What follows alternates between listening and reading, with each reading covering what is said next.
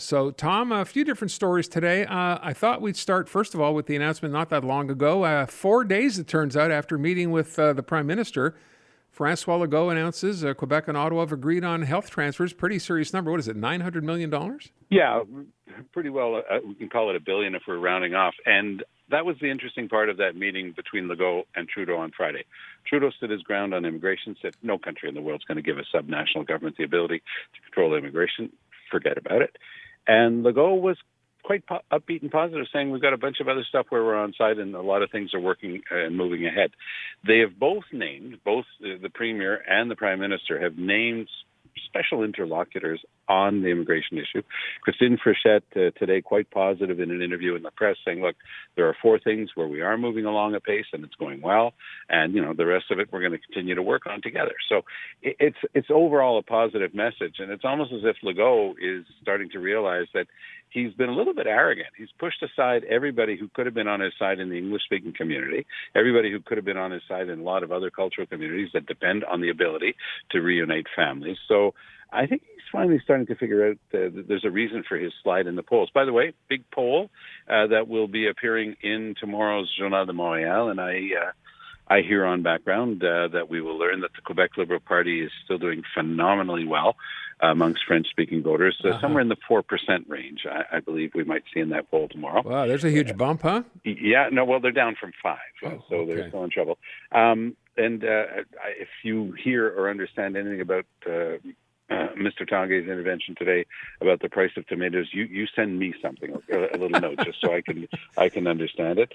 And at the same time, I am told that Paul Saint-Pierre Plamondon personally continues to see his numbers go up, but people don't want to separate. So this is going to be interesting because he swears that there will be a referendum on sovereignty if ever he's elected. So we'll see how that starts to play into his numbers once the real world takes over. And that real world will start to take over when the Liberals finally give themselves a leader.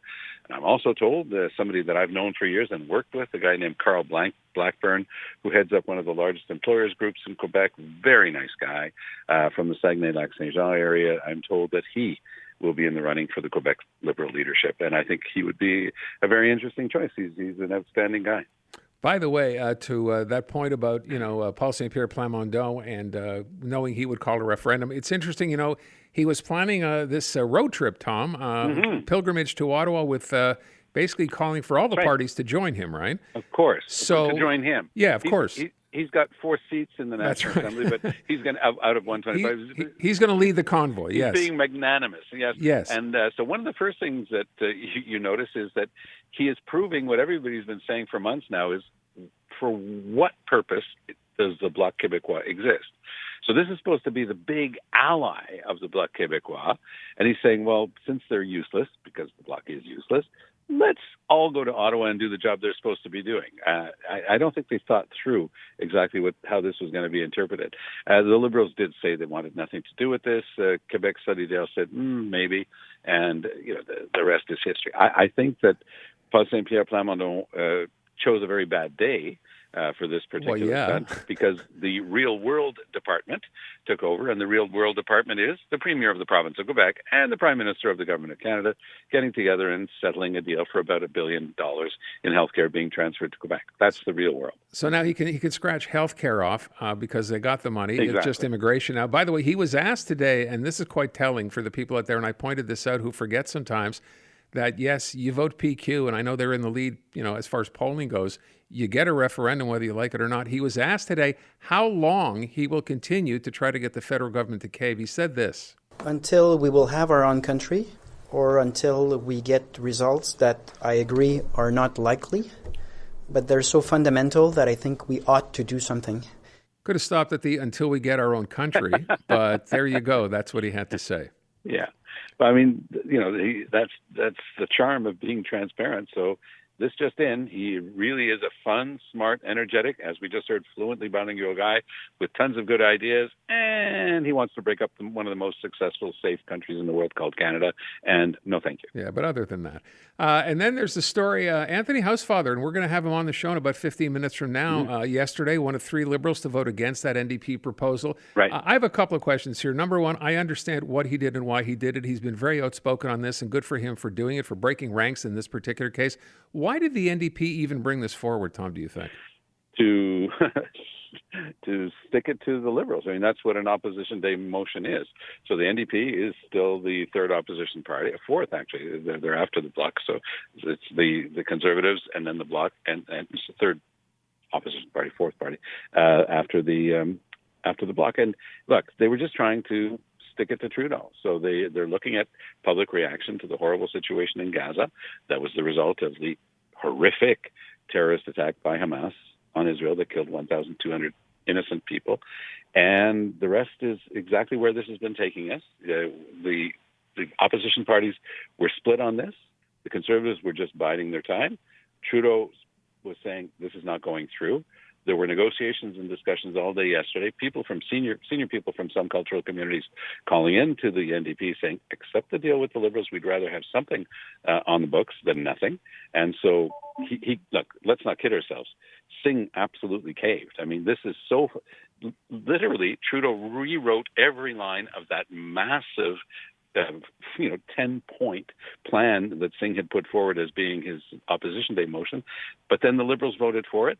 The Conservatives were left standing there holding their pencils because they weren't going to vote for it, but there was almost nothing left to complain about. There's one clause in there that is bad because it essentially says that, despite the fact that we're longtime allies of Israel and supporters of the Jewish state, we're not going to help them financially or with regard to weapons until this is over. So, it's like having your neighbor's house burning down saying, well, sorry, I'm not going to let you use my garden hose.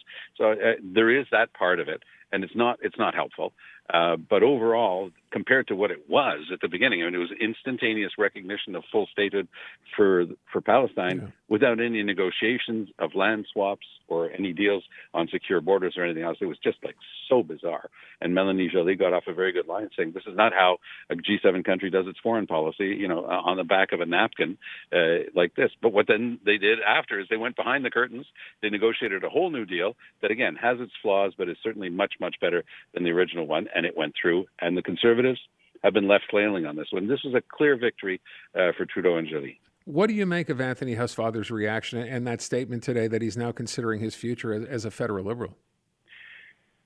I'm not surprised to hear him say that, but you only get to say that once. And I think that, Anthony's been on the outs on this for long enough. When he looks at the numbers, they are the governing party. They do have the plurality of seats in the House of Commons. And he's going to have to give a pretty detailed explanation. I'm going to really listen carefully to what he tells you, because he's going to have to say exactly what's wrong with what was left, other than the one point that I made with regard to refusing to sell weapons, which is an obvious problem. Overall, it was horribly one-sided against Israel, the version that the NDP brought forward. By the way, I always say this in interviews, neither Jack Layton nor I would have ever allowed something like this to move forward. That's how one-sided it was. We had always talked in favor of a two-state solution that was negotiated with safe borders and working things out in advance. But here it was just going to be done like that and made no sense. But I think that Anthony, once he said that, he's almost obliged to make good on what he's just said.